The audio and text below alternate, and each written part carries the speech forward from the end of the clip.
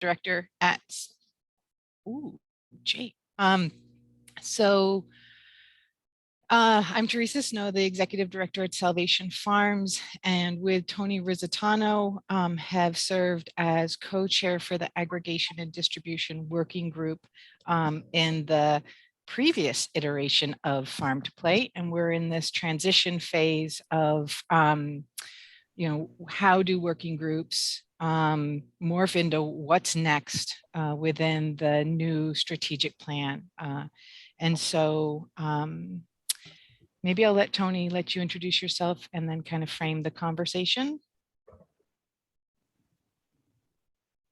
Sure. Thank you. Yeah, my name is Tony Ricitano. With a company called Ingredient Connection. I've met many of you through other avenues throughout the years. And I have been with Teresa co-chairing this for the last year and a half, the Ag and Distribution Group. We've had a lot of good conversations, and today's meeting, I think, sort of looking at how we as a group in this sector can collaborate, leverage some of the tools, some of the infrastructure, some of our relationships to really help build a more vibrant economic, agricultural, economic path, whether that be developing in-state markets, out-of-state markets, and really trying to link producers to end users and helping out with all those steps in between that have to have that happen. So so today we're going to touch on a couple topics. We have a guest with us today, Chris Bernenberg, and correct me if I'm saying that last name wrong. Chris works with Wayfair. He's got a lot of experience with supply chain development, and he can speak to what he can do much better than I can. But Jake connected us, and we had a great conversation about a week or so ago, and we thought he'd be a great addition to the conversation that we're having in terms of, how do we develop our distribution channels, information, sharing, connectivity, that kind of thing. So that's kind of what we're going to be aiming for this morning. Hey, thanks, Tony. And again, thanks, Chris, for joining us today. I look forward to your contributions to the conversation. And Jake, also for the introduction to Chris. What we're hoping to do is engage those of you that arrived to join this meeting and thinking about how what was the aggregation distribution working group.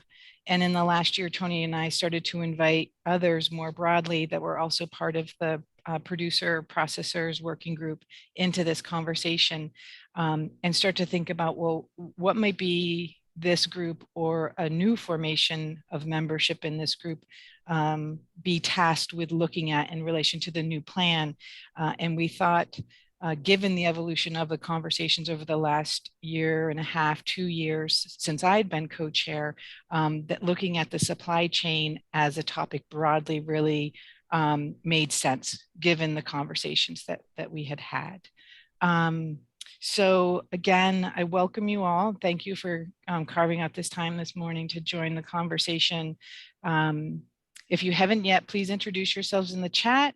And Jake, I'm not sure if there's a raise hand feature, but it'd be nice to either raise hand or if you want to put your questions in the chat when we get to more open dialogue sections of the meeting, that's welcome. And I think I'll turn it over to you, Jake. Great, thanks, Teresa. And yeah, you should be able to raise your hand through the participant window, and we'll do our best to kind of catch that. But yeah, chat is also extremely effective as well to make your point that you have something to say. So just for those, it's great to see a lot of familiar faces, but also seeing some new folks in the group. So that's really wonderful. And so for those of you who don't know, I'm Jake Claro. I'm the Farm to Plate Director at the Vermont Sustainable Jobs Fund. And as Teresa and Tony were alluding to, we're kind of going through this phase of restructuring our network to really be oriented around the new strategic plan. So this is a great opportunity for me to kind of focus ourselves around the elements of the plan that relate to some of the topics and issues that have been discussed historically in this group, and really get ourselves thinking about how do we kind of reprioritize our focus, our resources, our participation, and so I will kind of try to do that in 15 minutes, but know too that this is for people who are kind of asking, what's the new network going to look like? My response to that is like, well, we're creating that right now. We're doing that in a co-creative process. So this is part of that. So you all are kind of contributing your insights and perspectives as to how, collectively as a network across the state of Vermont, we can work towards fulfilling the goals and strategic priorities of the new plan. And so just as a also as Teresa and Tony were saying, this group really has become a unique intersection of many different sort of topic areas and areas of expertise within the food system. So the original charge of this group, I'll just read this is off of our website, is that the Aggregation and Distribution Working Group focuses on aggregation, processing, storage, and distribution strategies that expand linkages between locally produced and processed food and the full range of market outlets, e.g. schools, hospitals, grocery stores, etc. So as you can already tell, there's a lot packed into there. It's not just, kind of talking about the functions of aggregation and distribution, or the actual operations of aggregation and distribution, but the connections that aggregation and distribution has with both production and sales and marketing, and how sales and marketing differs across depending on the type of market channel that you're operating in. So I think we're trying to really reorient ourselves to this notion more of, how do we kind of connect and create greater linkages across the supply chain, and not just kind of define it as the sort of operations of aggregation and distribution, which have their own kind of, technical needs, which could become kind of a subset of activity. So that's just trying to establish some kind of conceptual orientation for us. And so now I'm going to share my screen to kind of get ourselves attuned to the priority strategies from the plan that we think relate and kind of connect to the conversations here both today and in the past. So just give me one moment to do that. Here we go. Let's see. And how will I do that? I have to navigate through my many tabs.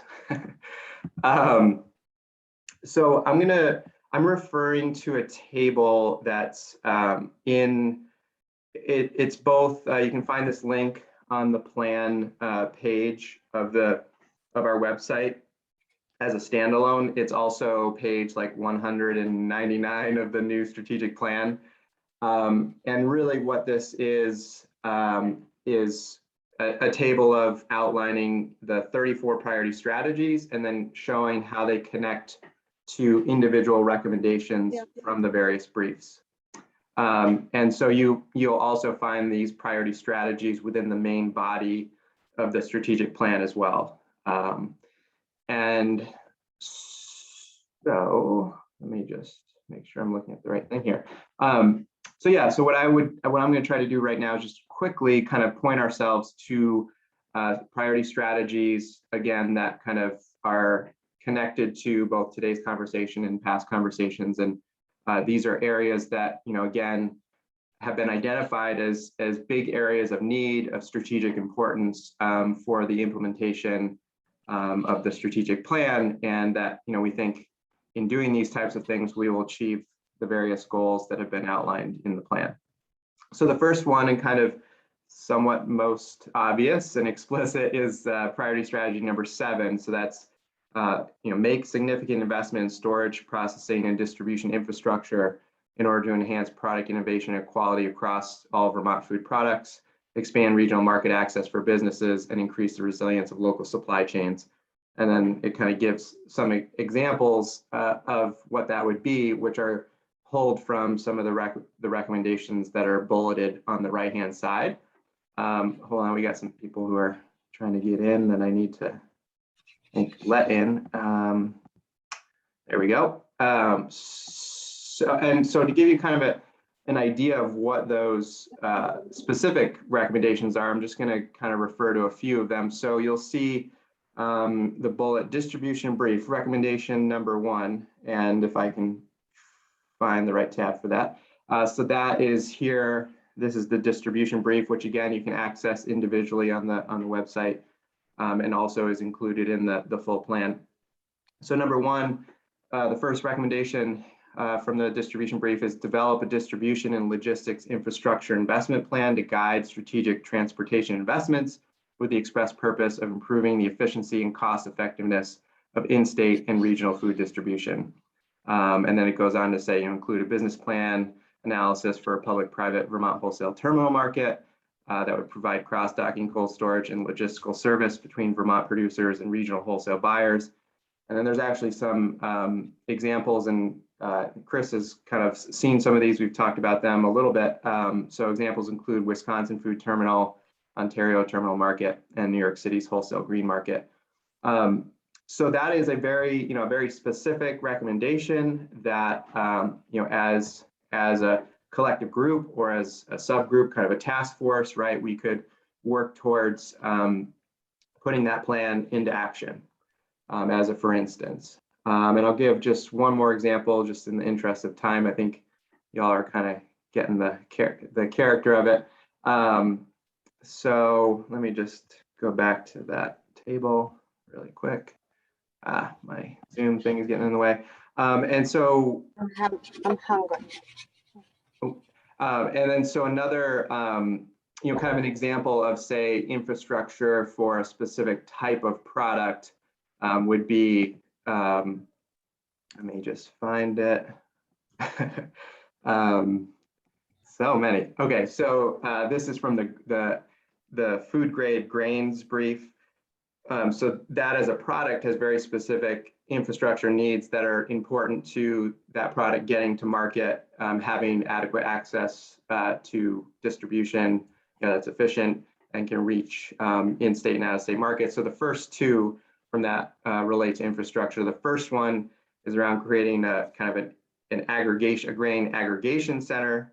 And the second one is related to providing funding to help with capital expenses for on-farm, smaller grain storage, which is a key component of making that larger scale grain center aggregation work in practice. So, so all of the various product briefs have individual infrastructure needs that are really important to those product categories, but also important to larger ability for Vermont products to make their way to market, get distributed, et cetera.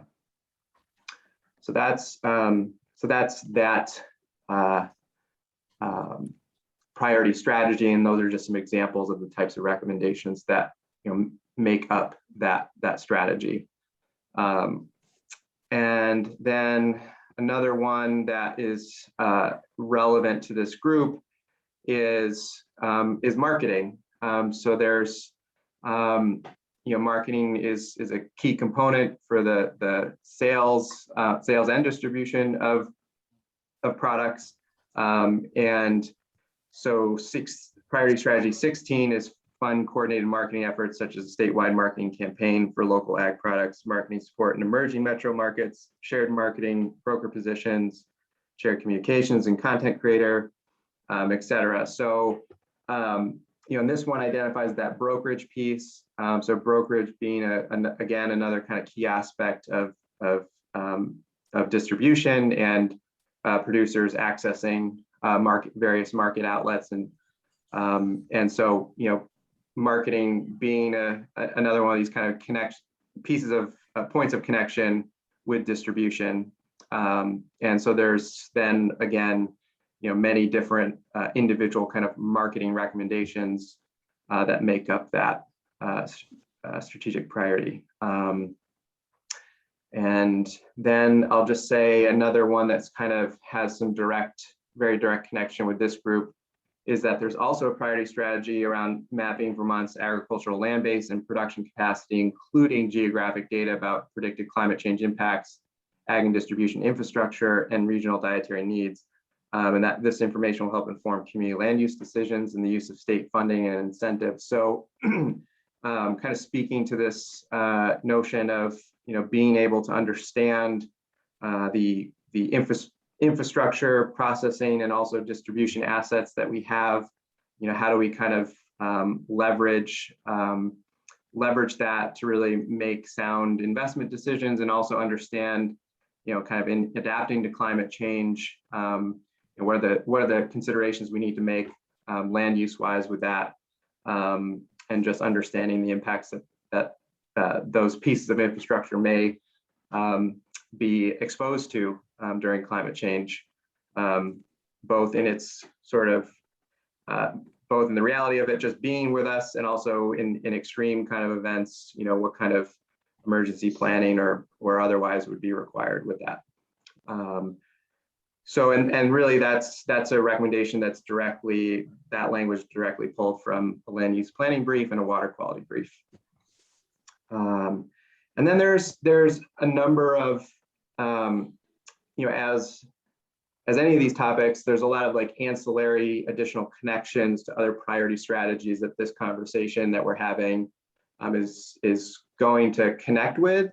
And just to know that there's certainly overlap, but the plan is that there's going to be other aspects of the network that may be more directly focused on some of these connected strategies. And so an example of that, just to give you an idea, is scrolling back up, is number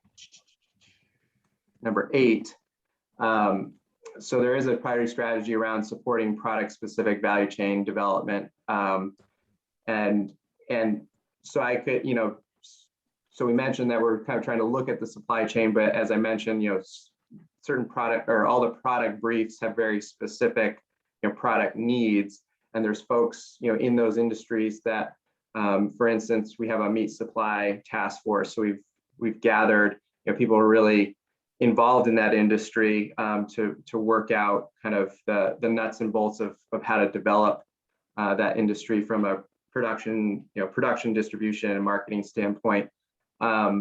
And so there might be some opportunity for us in the network to really, at a higher level, make connections between the activities happening towards this priority strategy and the ones that I've mentioned previously.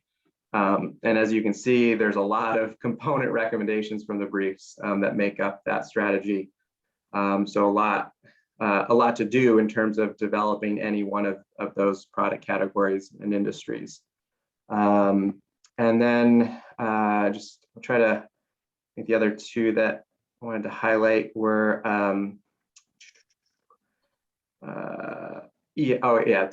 so I'll try to get 3 more and then I'll finish.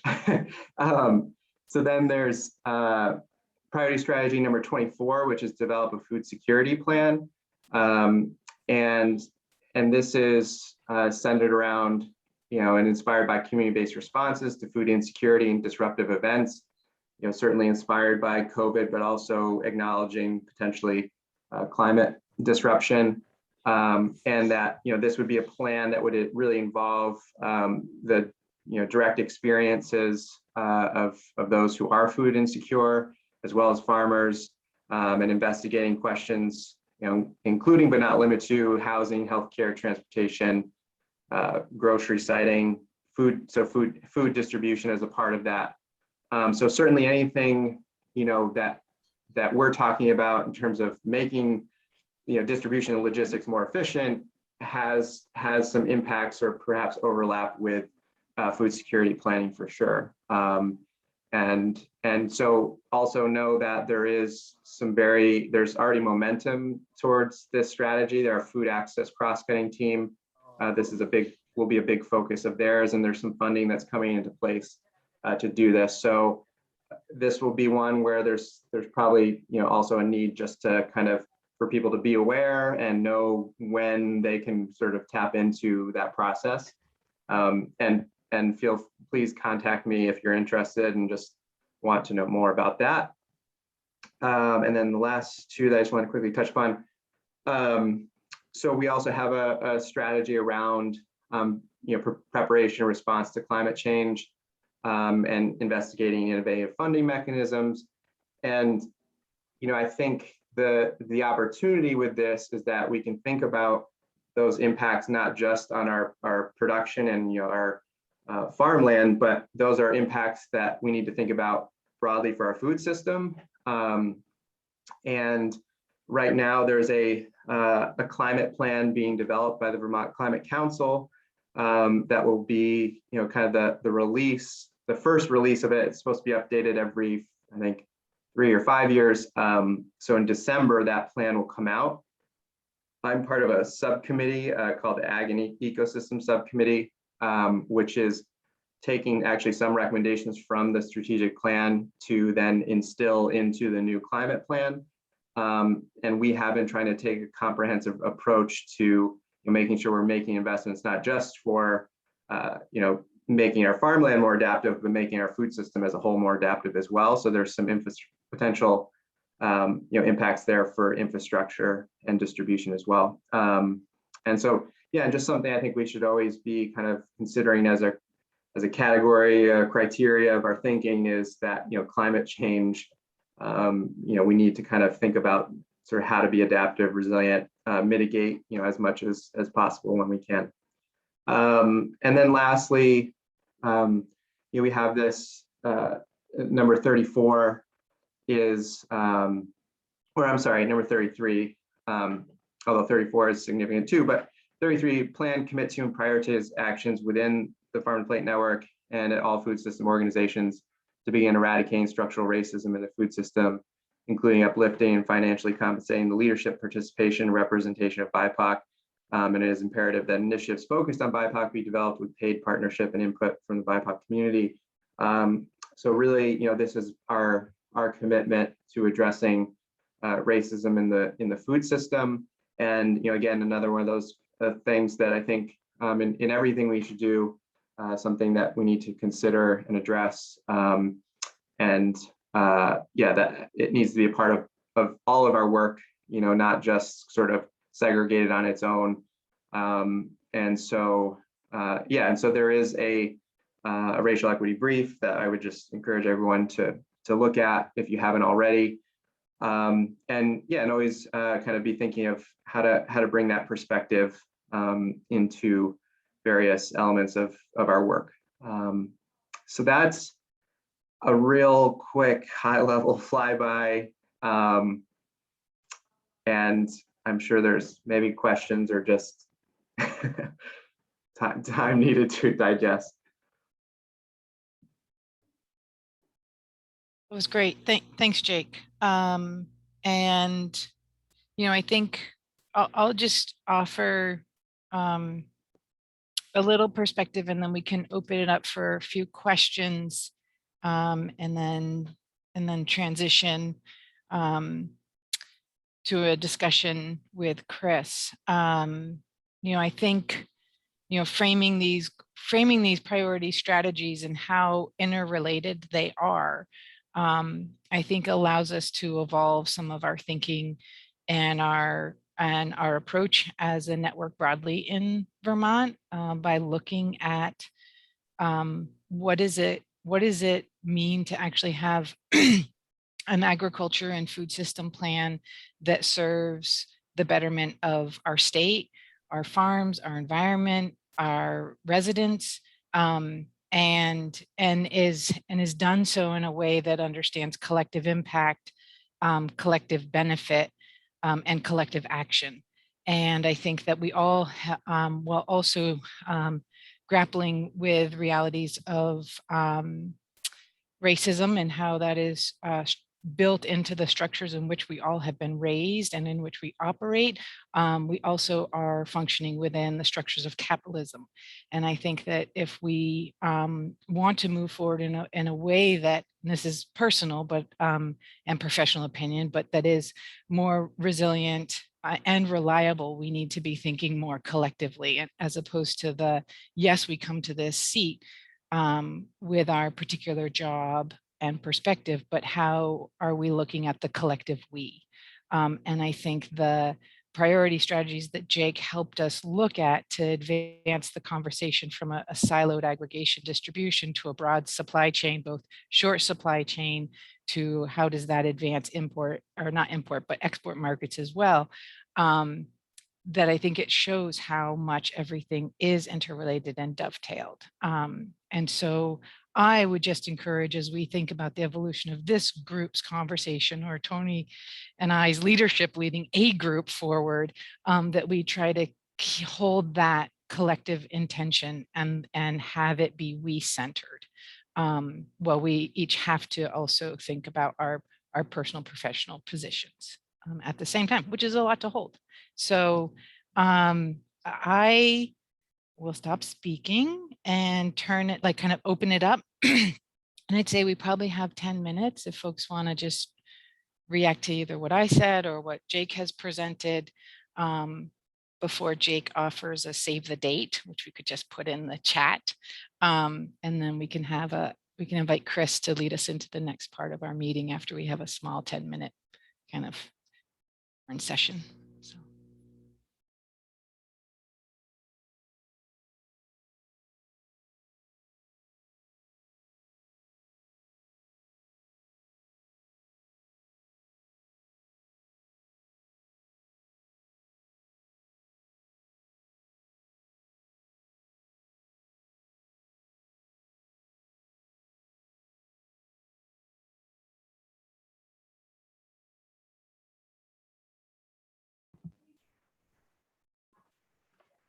I have a quick question. Greg Georgiaklis, Farmers to You. We're in Middlesex, online farmers market. I notice the strategy is still heavily based on trying to break into and have the infrastructure in place, basically the supermarket retail outlet. And just from my experience, that still seems to be a pretty gross scale mismatch between our producers up here in Vermont and the supermarket. And that actually has gotten worse during the pandemic as both supermarkets and distributors consolidate their number of SKUs and who they're going to take on. So wondering if there's been any work and real thought put into actually creating new marketplaces on the retail level for product and the scale of product that's produced here in Vermont, similar to what we did here, but actually encouraging more of that.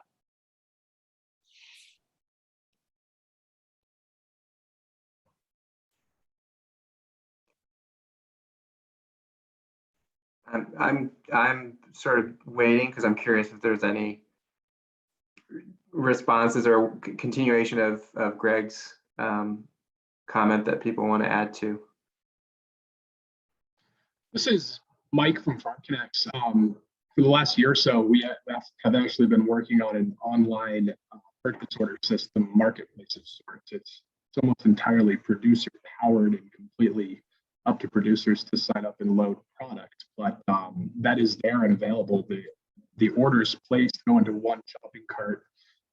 Once a retailer clicks checkout, each individual producer that has products in that cart receive a purchase order for them to follow up with. So that's something it's been working well. A lot of roadside farm stands and such that we serve are using it. So that's just the project we've been working on.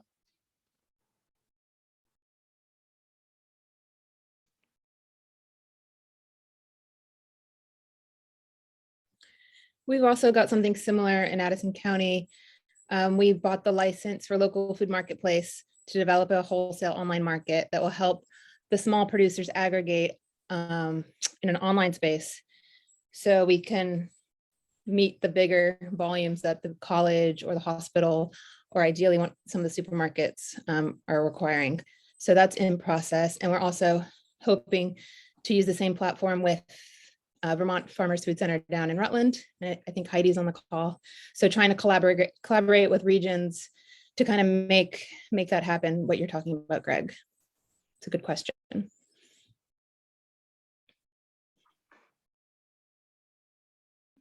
Yeah, and Greg, I think, I mean, what your comment made me think about is still, you know, how there is, I think, a lack of like a coherent sort of metro market strategy or strategies for us. And yeah, and I think the default is to think about, you know, reaching large scale retailers in those regions. And I think the more disruptive idea that you're sort of introducing is that, well, what about the actual creation of you know, new markets sort of in those locations, or you know, what's the kind of alternative strategy to gain access, and are we only left to relying upon, you know, basically large scale, the sort of large scale grocery market as the only option? Yeah, Jake, just to follow up on that, I think part of our blind spot up here in Vermont is we still have a very robust local food infrastructure here. If you go down to just Boston, let's talk Boston for a second, there are no longer any food co-ops, and there are almost no small independent retail grocers down there, and except for a very few high specialty type of markets. So the whole market is basically owned 99-point-something% by large chain supermarkets and box stores. So it's like the market is like, there's a barrier, huge barrier to entry there for anybody who's on more of a small scale. And we've always been working to try to beef up the distribution infrastructure. I mean, that was in the first Farm to Plate. That was some of the work that I did, and realized that no matter how good our distribution is, the scale mismatch was just a huge barrier to entry from the get-go. However, there's a real desire for this type of food in the marketplace, as we found. We're up to feeding about 1,500 families a week now, and the reason that I say that is the limitations on the supermarket's ability to carry this product is a detriment to both our farmers, but also the consumers in Boston. And it's something to keep in mind. You know, supermarkets are all looking exactly the same now because they're using the same very few number of distributors in the country for food. And that goes in spades for organic and higher quality food. There's only 2 in the whole country, and they're all selling the same stuff. So you walk in a supermarket, and if you forget which supermarket you're in, there's no way to tell where you are once you're inside the supermarket. Yeah, I don't know if someone's screen lit up. Maybe there was someone else who wanted to chime in, but I just, it would be interesting to have a little bit of a, I hate to use this term, post-mortem of the Boston public market experience with Harlow Farm, operating that for a period of time. I think there was some of this notion in that project, and there's I don't think that it didn't do well is necessarily an indictment on the idea itself. There might be some factors to learn from that experience. So offering that for what it's worth.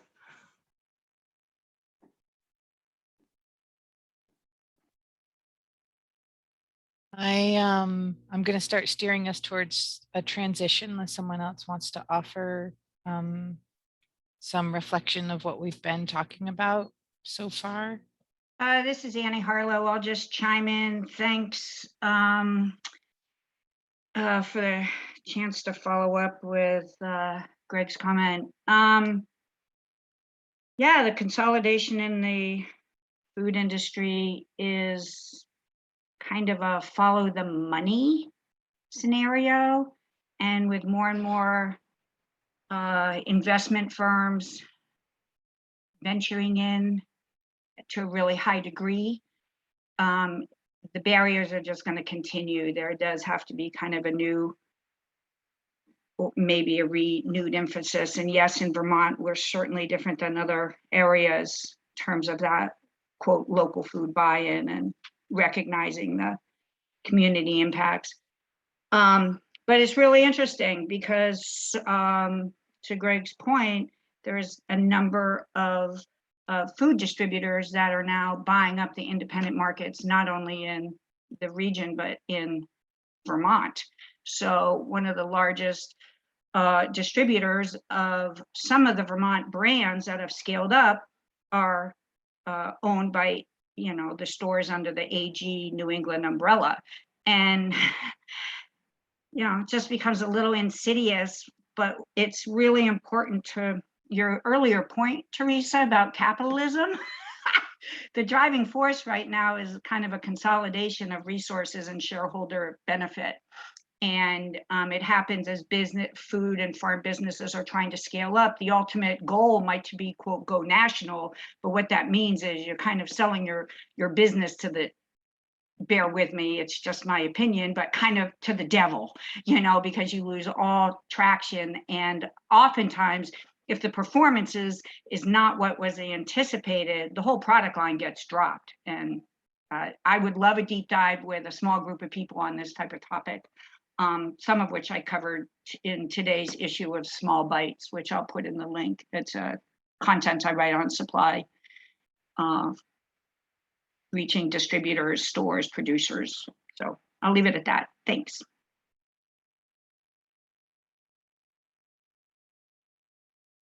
Zanny.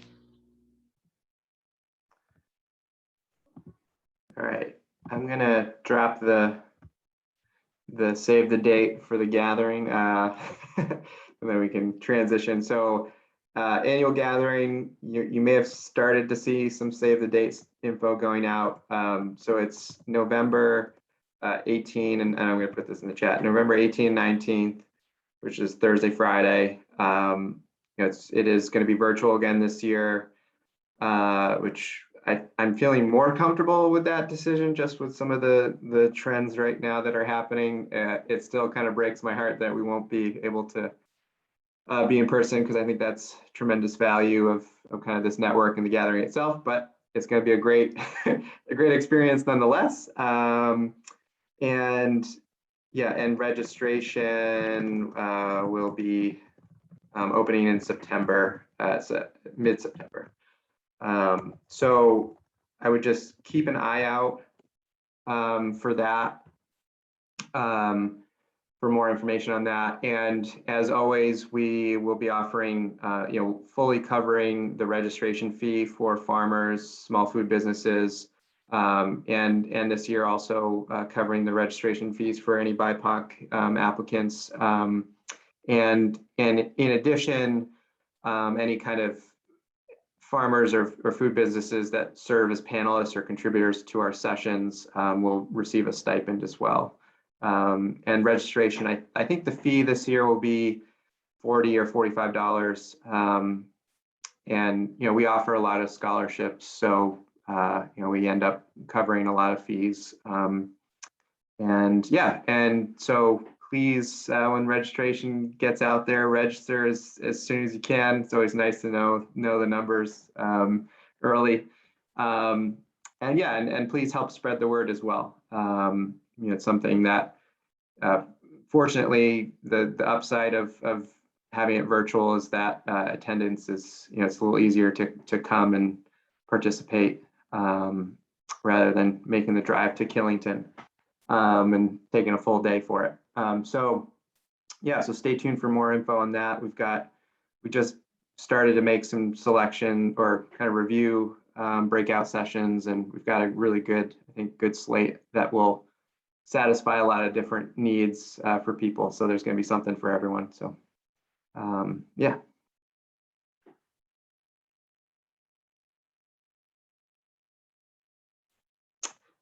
And I think with that, Tony, are you going to do the intro for Chris?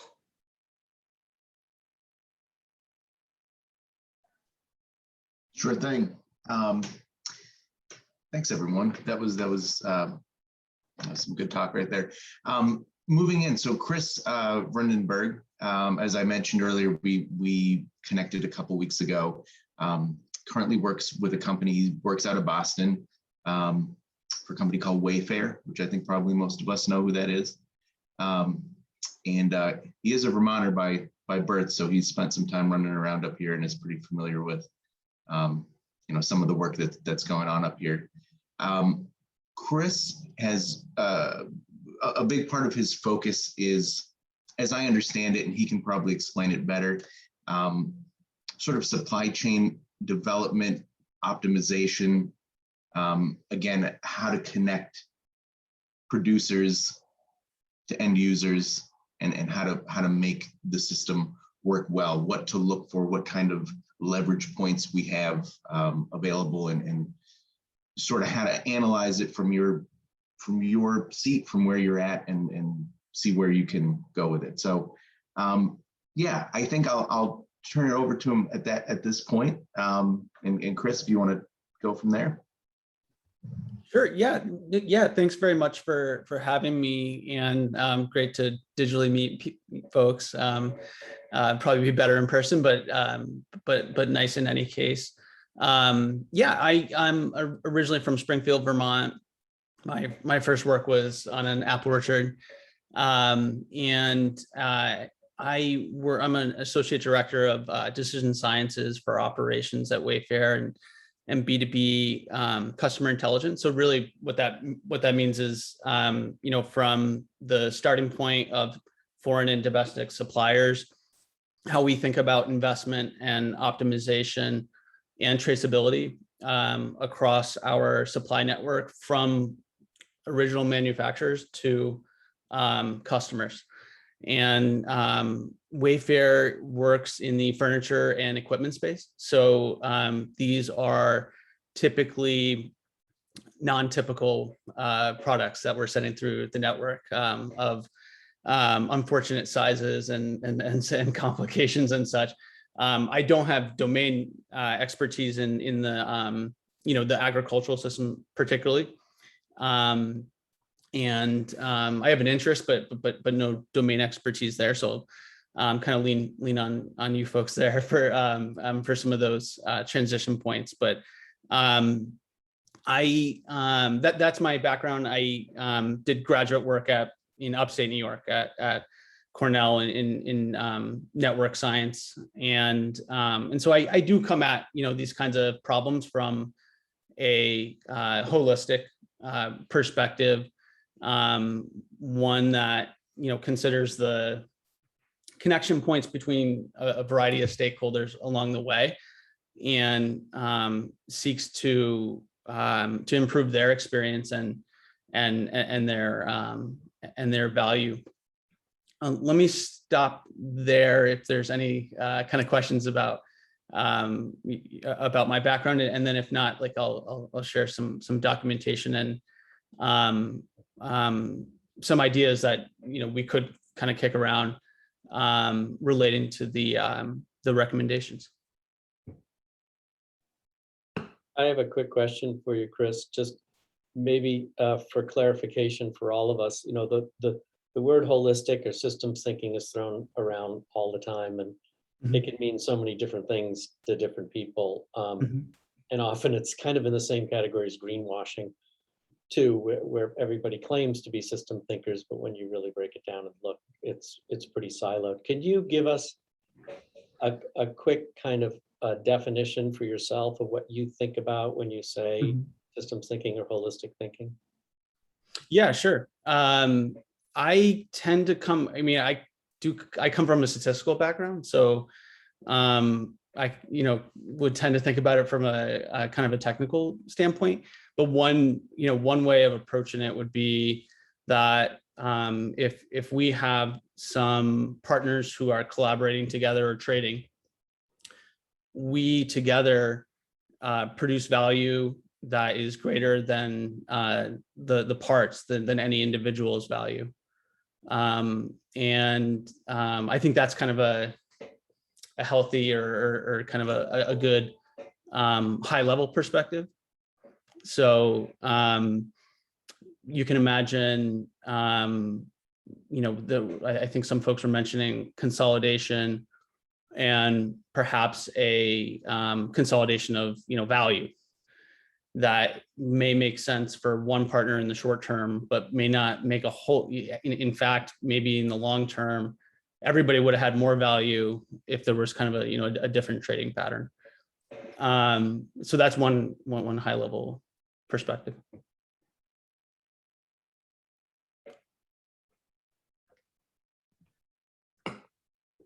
When that happens, like from a business perspective, I think even for some folks were mentioning marketplaces. Marketplaces in the short term might kind of accrue additional value by upping costs or something like that, or their tax on participants, and they might make the next quarter they might kind of make some increase in their value, but in the long term they're likely to see kind of less participants, attrition, right? And so from my perspective, from our perspective, really a long-term focus kind of helps, is one thing that can help folks take that kind of holistic perspective. Just wanted to add a quick piece of context too of, in this group, in its history, sort of a lot of times the conversation has come up of, how do we actually analyze our distribution system or the infrastructure we have? And it's always kind of then hit a wall of sort of no one necessarily knowing how to do that.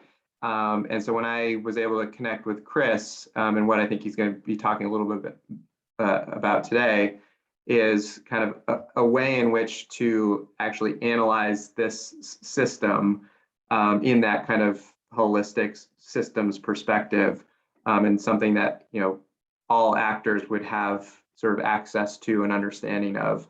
And I think and I think also just from my perspective of serving on various grant committees and kind of seeing state decision making, distribution and infrastructure is kind of a difficult area to always think strategically about how to make investment, how to optimize those resources, and so I think some of what we're going to hear today is kind of a means to try to understand those systems in the way that kind of Chris tackles it in his work.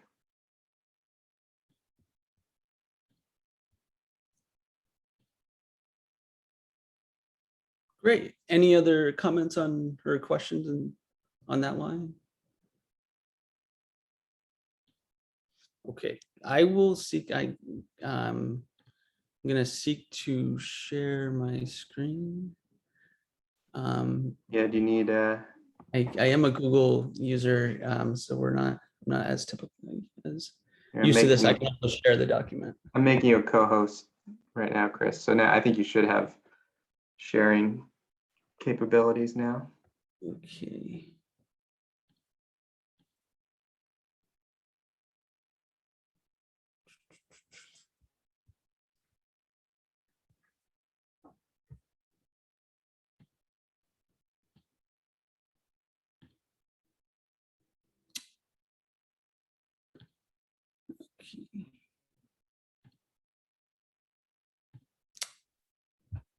Can folks see my screen? No? All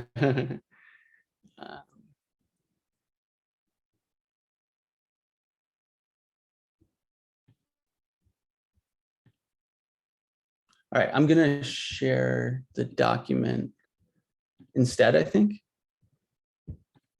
and some kind of discussion notes.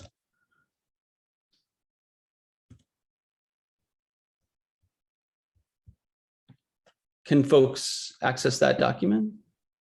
Yeah, and I think I might be, let me see if I can share that on my screen. Oh, that'd be great. Okay. Yeah. Okay.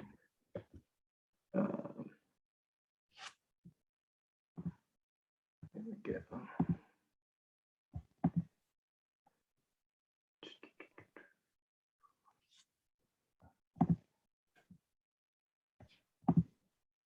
Okay. Great. So I think I made some notes that may be constructive for us to talk about in terms of understanding the supply chain network and some ways of how one might leverage better information or kind of more information about it to guide action, to guide interventions or additions, et cetera, or pivots of existing resources. I think and I just want to make a note here, like, please feel encouraged to interrupt me and kind of kick around ideas. I certainly don't intend to lecture folks about their domain of expertise. I think it's best. I can probably be of most value to you if you do kind of interrupt me with questions or comments and see how I react. So at the top, I just put a problem statement up. This is my understanding of kind of where one sits. I think it's probably advantageous to be in the very early cycle of a 10-year program. And my understanding is that we have some Vermont food producers across a variety of sectors, but one could focus on particular ones. And we'd like them to grow by perhaps like on average something on the order of 10% or so, if not more. I mean, more growth probably be great. And these folks produce sustainable produce typically. They tend to be small to medium in size, and they'd like to, in order to help facilitate that growth, they want to economically reach buyers and consumers. And so you have at least one part of that problem is a distribution problem. I put a note in here around some of what I've seen from research in this domain, in the agriculture domain. From what I see in Boston, from what I read and consume in the business news, et cetera. Yes, folks are, kind of end consumers tend to be aware and interested in local and sustainable produce. They tend to be willing to spend some extra, kind of value, 10 to 15% or so for that produce.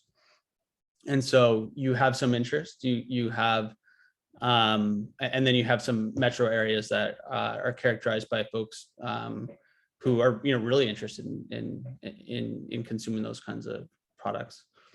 Any comment on the problem statement or that goal? If not, I'll kind of jump down. I would just say, Chris, I think yes, like produce, and you could probably substitute in any other product, into that. Yes, and yeah, and you could think about like cider or kind of food products more generally, which is important. I guess I would have also a question, if it's Natalie, just to the problem statement, because I'm thinking of the priority strategy about mapping ag land base and production capacity. Mm-hmm. So I'm thinking if part of the problem statement for a study like this could also be the resiliency piece. Absolutely, 100%. This kind, and I think one of the things you'll see a little bit below, yes, short answer, yes. One of the things, in this network, we are considering the producers, the farmers themselves. So the kind of the starting point, as well as intermediaries you could have some apples go to a cidery. And you have some additional value created at the cidery. And then you want to move that cider. And that all those folks are considered here, are involved. And then you want to think about, hey, what if I expand my apple production? What changes? What kind of decision points become important?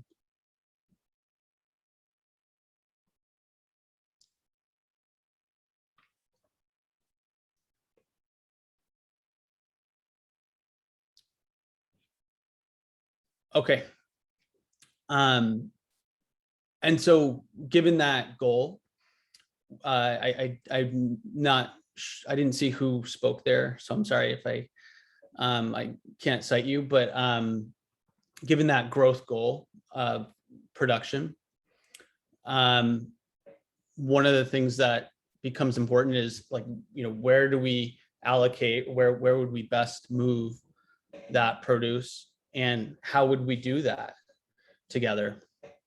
And that's where this kind of perspective of knowing, well, okay, it first would do me really well to have some understanding of what the current movement patterns are, what those players, I'm happy to use another word, I just mean that as those kind of actors, in this case distributors, or other, it could be producers who self-distribute, right?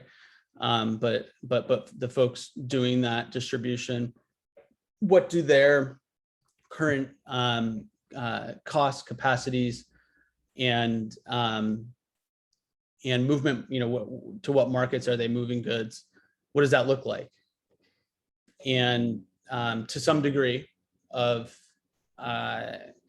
accuracy, and this does not have to be, would not be 100%, but ballpark, what does the volume, cost, pricing look like?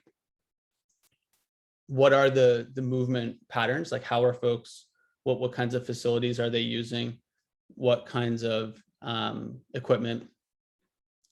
And where does it go? That understanding is, becomes quite valuable if you want to think about what changes would I make? How would it, what kinds of things would I introduce to it? And this is under the assumption that in terms of interest, in terms of end user, value, we anticipate some growth. How do we best support that growth so that it's sustainable and can build on itself for the involved parties? And so I have a couple questions that I think are important, of focus, but would certainly appreciate other folks' kind of perspective on, what those questions are, or if you make changes to those statements, or kind of add on additional factors. But I put a couple up front, for relevant producers, what does their distribution process look like? What are its economics? What kinds of inefficiencies or supply gaps exist? And one way of, so you could ask yourself, if I have an orchard in Addison County, and I, Jake asked me, hey, how do you get your apples to Boston, or how would you get more apples to Boston? That would be kind of part of this dialogue. And so that's the first question statement. And then related to that, once you have a picture, once you have a rough understanding of the network, how it's working, and what kinds of challenges currently exist, you can ask follow-on questions. And below, I'm going to describe some kind of tools or ways of addressing these. How would changes to production, so perhaps increased production, and distribution capabilities. So whether that be the number of distributors, an increase in their capacity, a change in the type of equipment or coordination, how would that impact the supply chain? How would that impact the question that I asked about, hey, if you have an apple orchard in Addison County, how do you move goods to Boston? Does the economics change there? Does the ability to move those goods to simply, hey, now I couldn't before and now I can, by various kind of interventions. And I noted some that were on the document that Jake discussed earlier. So for instance, like a cross-docking facility in Town A, how would that impact produce access to Region B?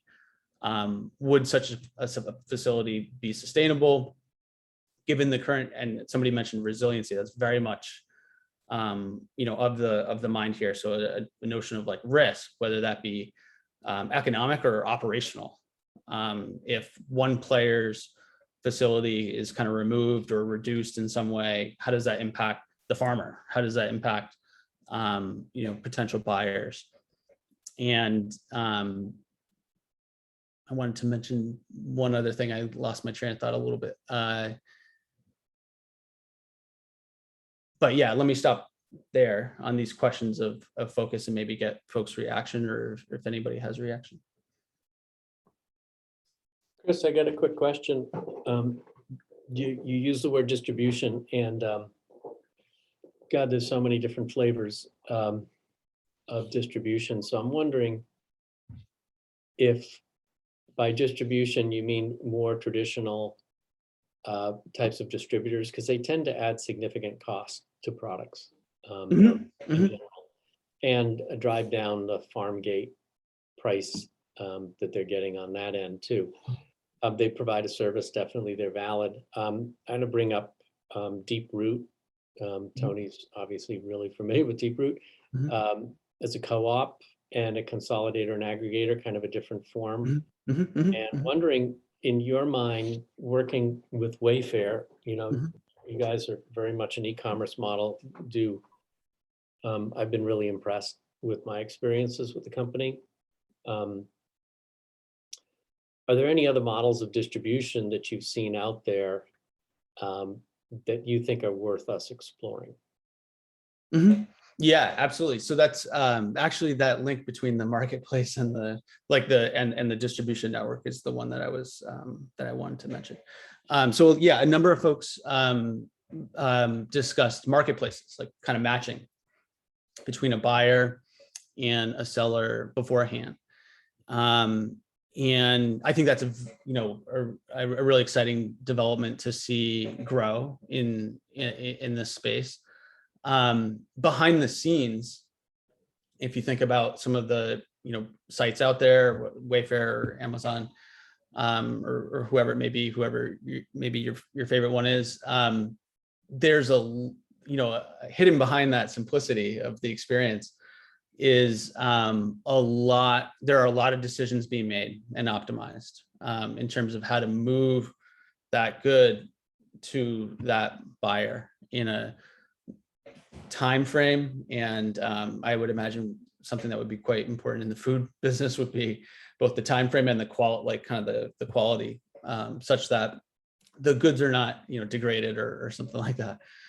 And to minimize waste. I think Jake also mentioned earlier in the discussion, I don't have the name for the term, but like the food waste, like the importance of food waste.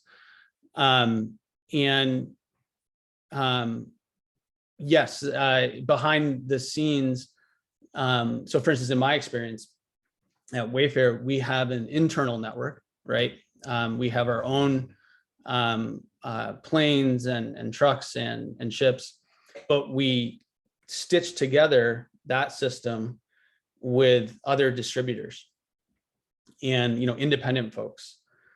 And my team is responsible for that stitching moving very smoothly, and us playing well together, and us kind of sharing information, and so that we can all make kind of better play our role as we see best. And I think in this space, the consolidation of distributors, something that this kind of study would take a look at is, what the benefits and costs are to playing with some of those big distributors versus smaller ones, how they may even play together sometimes, and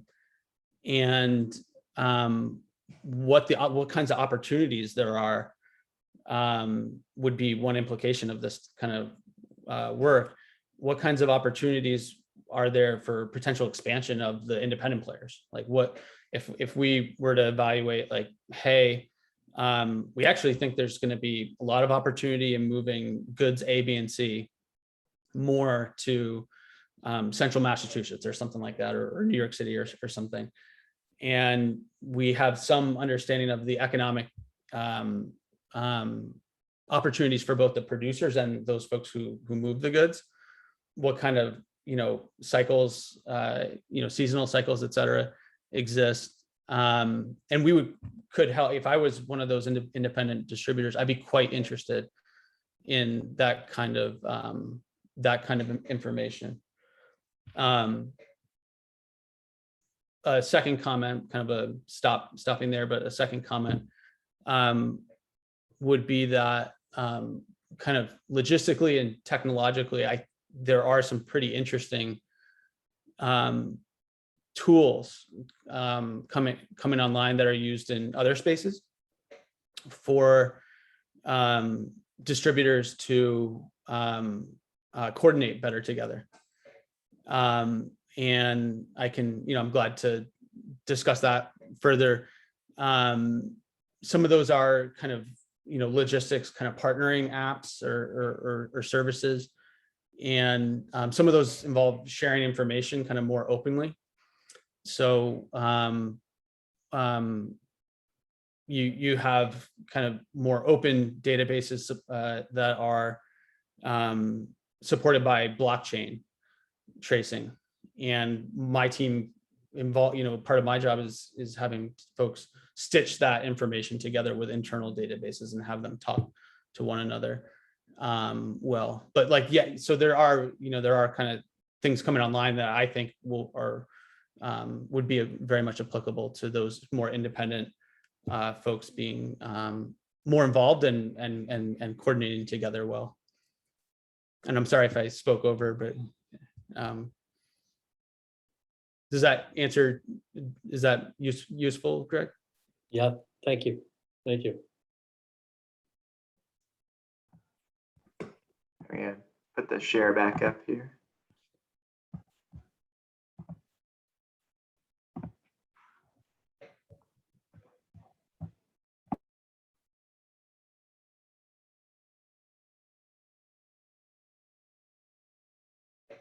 So we have those questions of focus, like, or what I'm calling, kind of maybe perhaps like the most important questions. What does it look like today?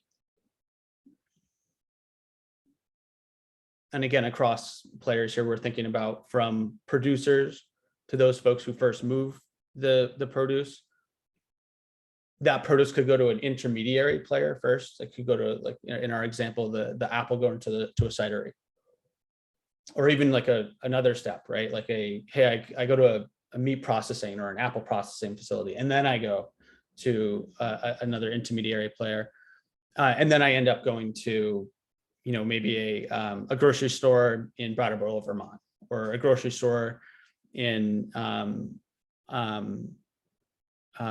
Massachusetts or something like that. And then and having an understanding of those end buyers is also kind of a healthy component of this.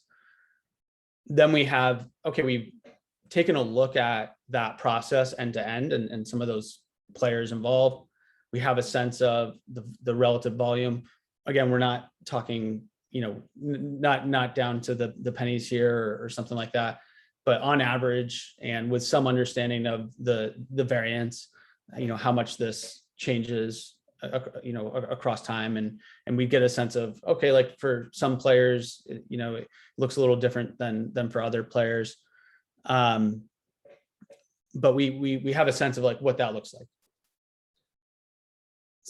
Second question being, speaking to the recommendations that were discussed earlier. Okay, like if I were to change something about that system, about that network, that supply chain process, what do I think would happen? And there's likely to be, some changes, players are likely to experience that a bit differently, right? Like the apple farmer will have a different impact than a certain, maybe major distributor or something. And the end user, I think somebody mentioned earlier, maybe Greg, the end user will have some change. Like maybe they have more cider available, maybe they have more apples available, or whatnot.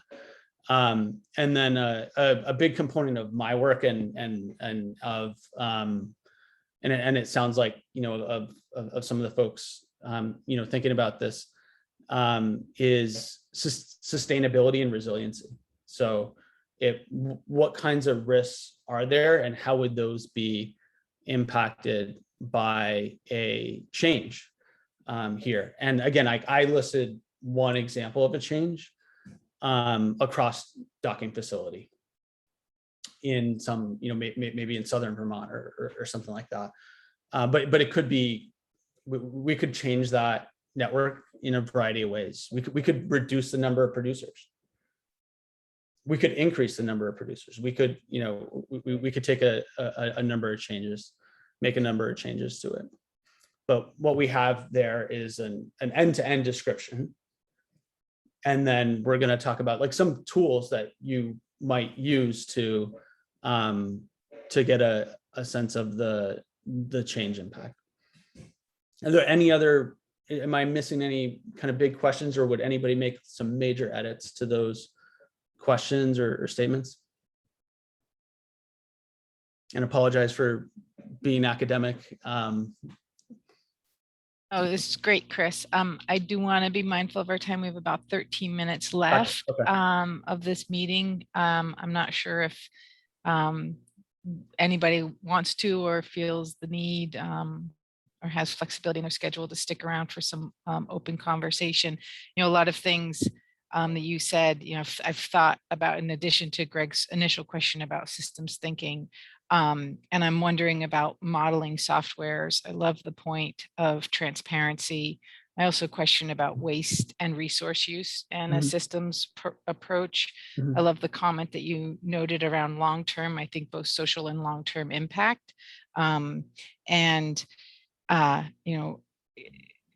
Anybody who's ever worked with me for any length of time knows that my systems thinking comes from an ecological background. And there's a technology called the Stella model, which is really effective in looking at levers and reinforcing loops. And if we change this thing, basically everything you're talking about, if we change these things within the system, how does it affect these other things?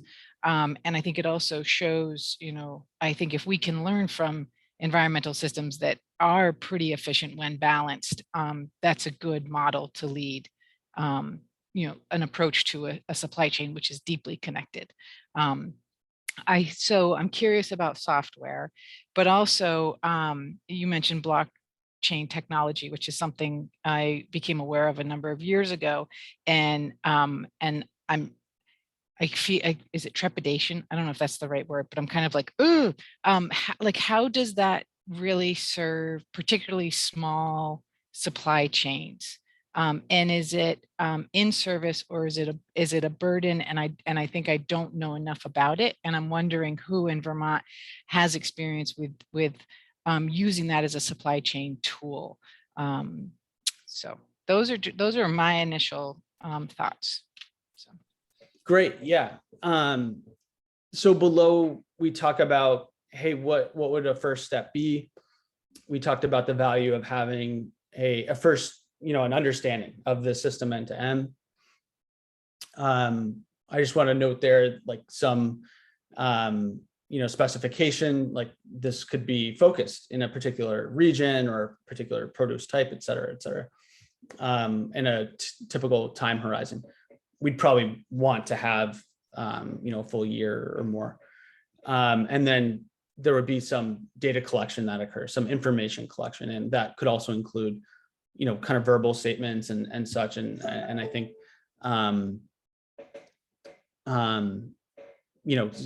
query information that we might be interested in, like, yeah, I produced this much, and also, that was a bad year because of X, Y, and Z or something like that. And then to Teresa's point, just want to move to that. There are some open source analytical tools that are relevant to this. So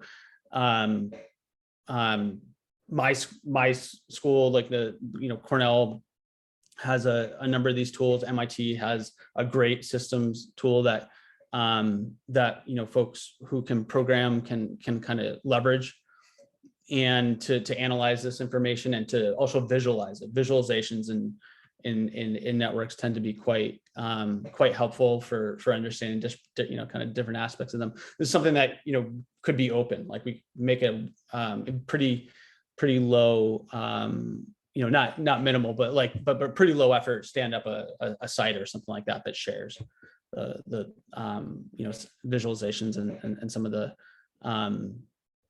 the results. So I agree, Teresa, that yes, there's very much some great tools for this. And I think this is the kind of application, this is a domain that is very much, kind of relevant to those or would benefit from them.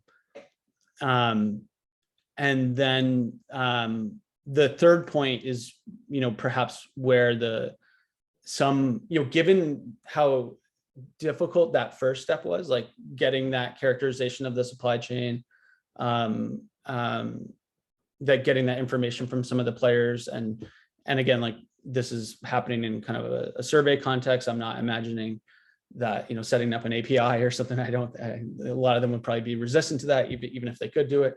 Given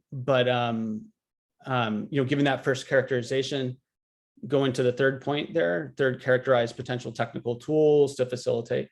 There is where I would think about some recommendations or sharing some thoughts and research around, like, what kinds of tools would help these folks collaborate more efficiently. I think Greg has mentioned that, about the role comparing independent distributors versus the consolidated, the very large ones. Well, what are the large ones doing that makes them effective? Well, I would offer that they are sharing information from truck to et cetera, very efficiently, leading them to be able to, make some moves that are kind of difficult for other folks to make. And blockchain is in brief a kind of like an open database, and that may sound abstract, but it's pretty powerful. And one of the reasons it's powerful is you could, folks can share information across companies or organizations, or maybe you have a food hub and you want to coordinate with the distributors, really share much more information with them, and vice versa, or with each other, or within some aggregation, produce aggregation that's occurring.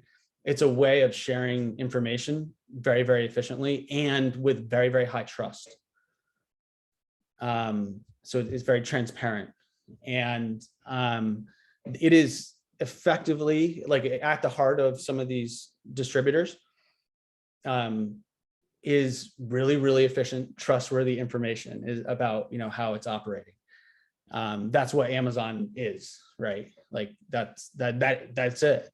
And so that kind of characterization and kind of outlining, well, okay, given what we learned, given what we want to, some changes we're thinking about, and some that we think would be better than others in that second bullet point. There's the third, which is, okay, like, if we did make these changes and in the future we have some thoughts around some tools that would be valuable to folks in this space.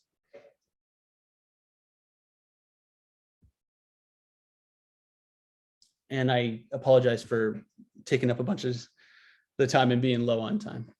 But any reactions or thoughts that would be helpful for me to address? I have a few more thoughts as well.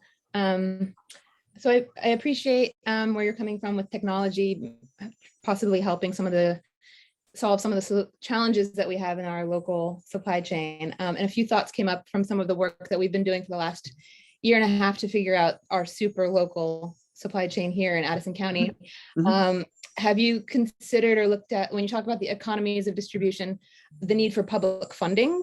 Farmers already have super tight margins, and we all know how local food is perceived as to be too expensive, and we want to make local food more accessible to the whole community and without cutting into the margins of the farmers. And we all know that large agribusinesses get huge subsidies from the government, which makes food look cheaper at the supermarket. So that's kind of one thing that came to mind.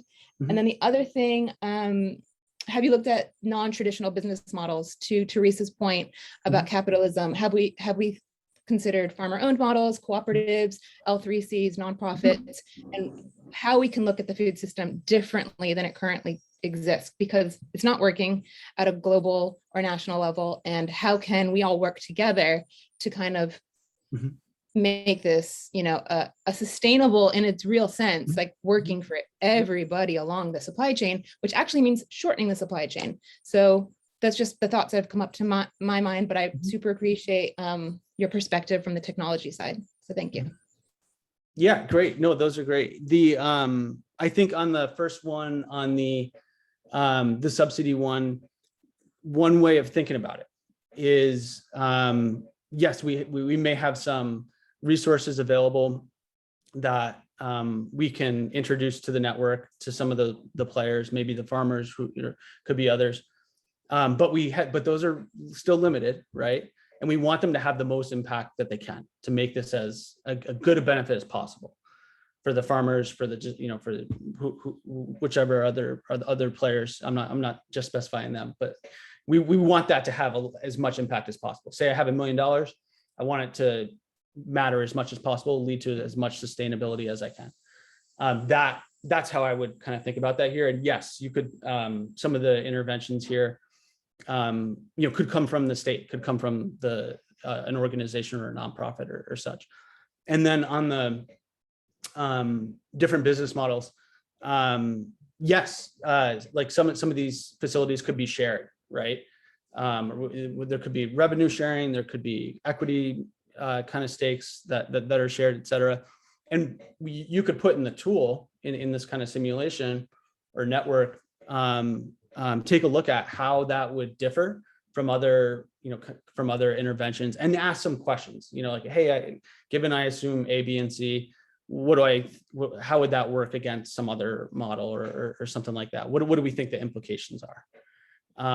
And on the third one, on the technology, I would argue that like there's a lot of blockchain can probably facilitate that second one, but that's kind of a step removed. I realize that's not like a short-term kind of introduction of that kind of technology, but I think there's a lot of potential for that to support kind of revenue sharing or facility sharing, et cetera.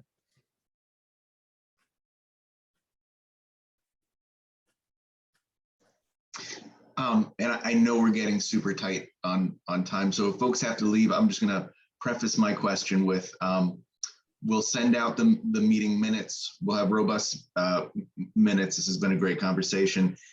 If anyone has any additional questions for Chris, but they have to go, or things that they run through their brain that they think, oh, I'd love a little follow-up, please send them to Teresa or I.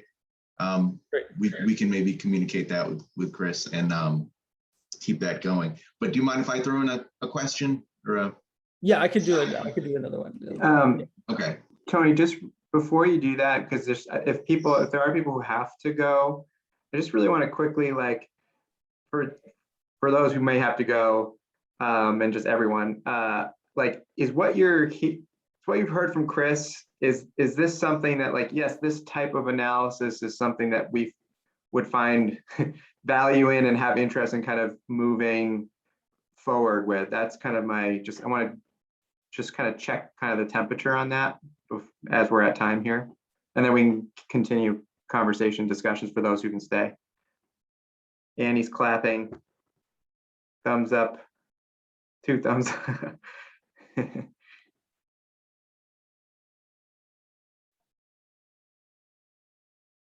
All right, so I'm seeing general, like, we've got some nodding in agreement, some interest. Great. Yeah, and certainly there might be some, potential for sort of another added conversation to further clarify some things about this. So, okay, great. Thank you for responding to that. And so, Tony, go ahead. Sorry for interrupting. No, I'm sorry. And again, Chris, I hope this is okay if you have like another 2 minutes. I don't mean to. I could do 2 minutes. I'm sorry, and I apologize. I just have another commitment. No problem. And maybe I just put this question out there. We can think about it later. But it kind of goes in line with what Lindsay was saying about, balancing collaboration and competition. And I'm thinking of the co-op model with Deeproot, where Deeproot was, a cooperative that was basically established to use collaboration to cut down on some of those competitive restraints that people were finding with their markets. If we come under a single brand or a single banner, how can that help us? Also thinking about how Deeproot would collaborate with people that were sort of our competition. We would collaborate with Harlow Farm from time to time. Certainly competition in the marketplace, but finding those moments where either collaborating on trucking or covering each other's production gaps or whatever could go in the long run. Just a thought. I don't even know if there's an answer to it or if that was well formed.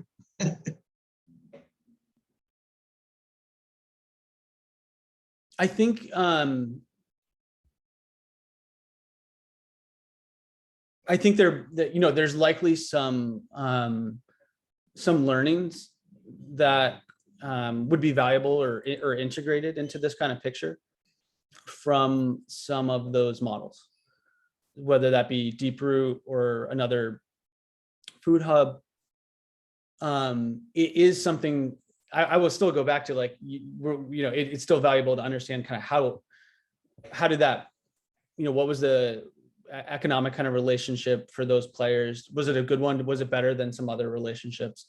But I think that kind of evaluation would likely be a good component of this analysis, and something that you could use a tool, like a simulation or a tool to inform some of how you think this would play out, given certain types of relationships. And by types of relationships, I mean, hey, we have a revenue sharing agreement, or we have, some other partnership. The other thing I would go back to is from the information we gather, that would likely shed light on, how different types of collaboration have played out or are playing out. But I think it's a valuable, given that there are some different approaches to this, I think that it's a valuable component.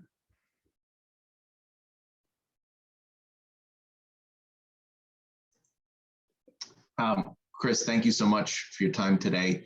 Like I say, if anybody has any follow-up they'd like us to maybe put together and present, please send anything to Teresa and I, and we'll let you go. Thanks so much. I really appreciate it, everybody. Thanks so much for your feedback. Thank you.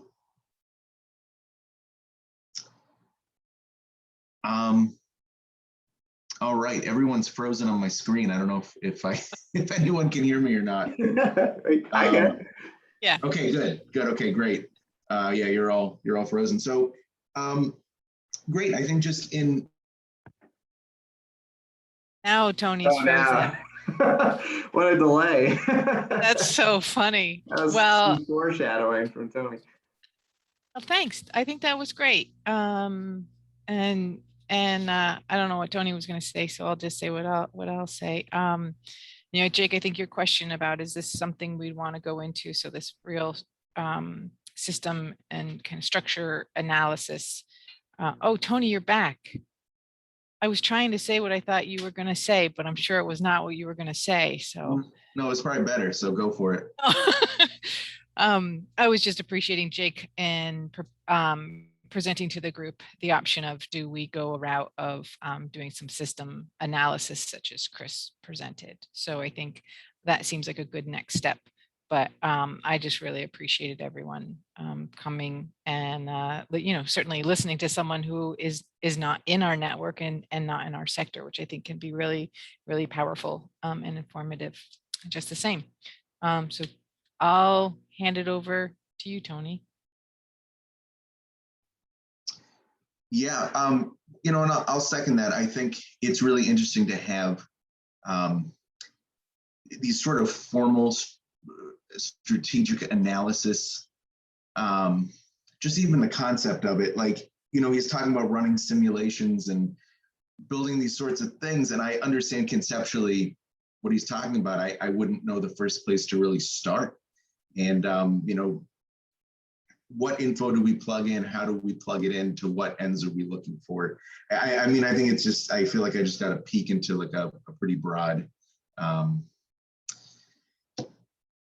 tool and approach to these kinds of questions. And so, yeah, I think, I mean, from my kind of takeaway is that, there are people out there doing this on much bigger scales than we're even looking at.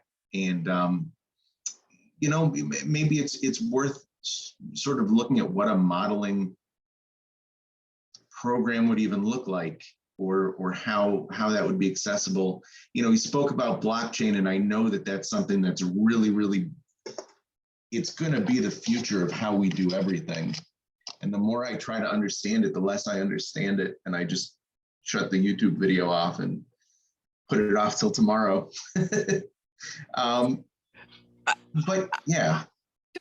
I appreciate, I said I was going to hand it over to you, but I really appreciate how he described blockchain, because what I understood it to be when it was first introduced to me was essentially tracking every single, well, and maybe it is exactly what he said, but it's like every single step and ingredient, all of the processes. So it does create huge transparencies, but I can also think of like the data burden in some ways for some of our smaller scale producers, suppliers, all of that, to be able to document everything that's gone into the production and or movement of a particular product. So it's interesting to understand more about even that technology, particularly if we do think it's the future of how distribution of any product happens, production and distribution. Yeah, no, it's hard for me to see it beyond the abstract, but I think it probably does make sense to start thinking of things in that way, or just understanding what it is and how it impacts. It's just everything from banking to inventory to whatever is my understanding. Okay, so yeah, just to finish up, we'll put some minutes together. We'll put it out. If there's any questions or things that folks would like us to follow up on, please, again, feel free to reach out to Teresa or I. And in terms of setting another meeting, I think we'll just discuss it and see if we feel like there's if anyone has any thoughts on topics or a next meeting, or seeing where this conversation could maybe go, let's share that as well, and we can go from there. And maybe Jake and Tony, you can stay on for just a second when folks leave, so we can think about how we invite folks to another conversation, how we, if there's a new list build or what that looks like. So. All righty. Fill and disappear. Thanks, everybody. Thanks, Al.